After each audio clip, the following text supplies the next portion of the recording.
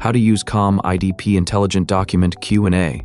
Begin by navigating to the ComIDP Demo Center page. On the right side of the page, locate the Intelligeant Document Q&A section and click Try Demo to enter the online demo page.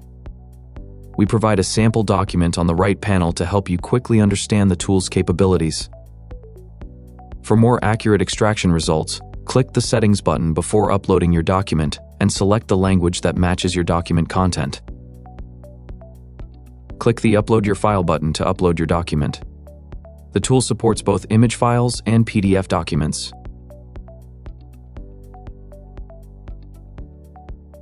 After uploading your document, simply enter your question in the chat box on the right side. For example, you can request a summary of the entire document or ask for key information points within the document. Once you've entered your question, wait a few seconds, and the tool will provide you with the answer you're looking for. That's all. See you next time.